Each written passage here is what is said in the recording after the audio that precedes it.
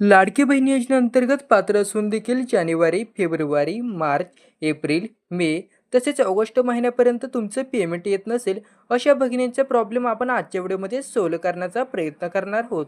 संदर्भात आता लाडकी बहिणींचे कोणत्या खात्यात पैसे जमा झालेत किंवा न झालेत, आपण स्टेप बाय स्टेप पद्धत फक्त 2 मिनिटात जाणून घेणार आहोत. फक्त तुम्ही आपल्या चॅनलवर नवीन असाल आणि अशाच विविध शासकीय योजनेच्या माहितीसाठी आपल्या चॅनलला सबस्क्राईब करून ठेवा आणि बेल आयकॉनवर क्लिक करा. आता बघा, ही सर्व माहिती आपण 2 मिनिटांमध्ये जाणून घेणार आहोत, त्यामुळे व्हिडिओ कुठेही स्किप न करता पूर्ण बघत राहा. बघा, सर्वप्रथम आपण लाडकी बहीण या योजनेच्या वेबसाईटवर येणार आहोत. बघा, वेबसाईटवर आल्यानंतरनं आपल्याला लॉग इन या बटनावर क्लिक करायचं आहे. जसे तुम्ही लॉग इन बटनावर क्लिक कराल तर तुम्हाला एक नवीन पेज दिसेल. या ठिकाणी तुम्ही लाडकी बहीण योजनेच्या सुरुवातीला ज्या मोबाईल नंबरवरून अर्ज केला होता तोच मोबाईल नंबर आणि युजर आय डी आणि पासवर्ड देखील टाकून हा कॅप्चा आपल्याला पूर्ण भरायचा आहे. जसे तुम्ही लॉग इन करताल आणि या ठिकाणी तुम्हाला मुख्य पृष्ठ दिसेल. आता बघा, योजनेची ही माहिती, आवश्यक कागदपत्रे व अर्जदार लॉग इन असे वेगवेगळे पर्याय तुम्हाला दिसायला लागतील. या ठिकाणी तुम्हाला आता फक्त अर्जदार लॉग इन या पर्यायावर क्लिक करायचं आहे. अर्जदार लॉग इन या पर्यायावर क्लिक केल्यानंतर तुम्हाला लगेचच तुमचं पोर्टलला लॉग इन होईल. बघा, आता सदर लॉग इन झाल्यानंतरच तुम्हाला एक नवीन विंडो तयार होणार आहे.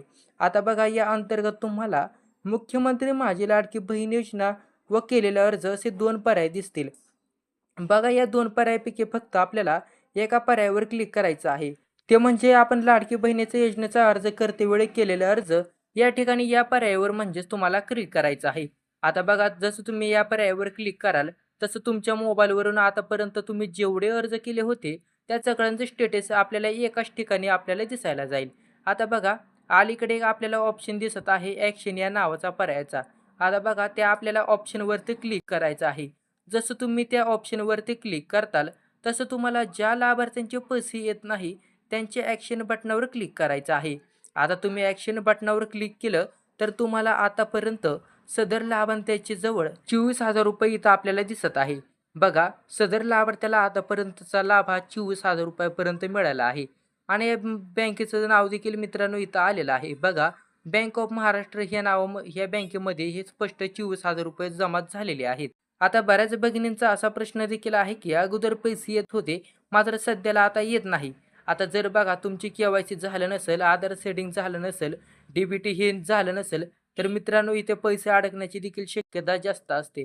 त्यामुळे केवायसी वगैरे करून घ्या. त्यामुळे तुमचे पैसे राहिलेले तुमच्या बँकेमध्ये एकत्रित किंवा हप्त्याने येऊ शकतात. तर बघा मित्रांनो, ही माहिती उपयुक्त वाटली असेल तर व्हिडिओ इतरांना नक्की शेअर करा आणि आपल्या चॅनलला सबस्क्राईब करा.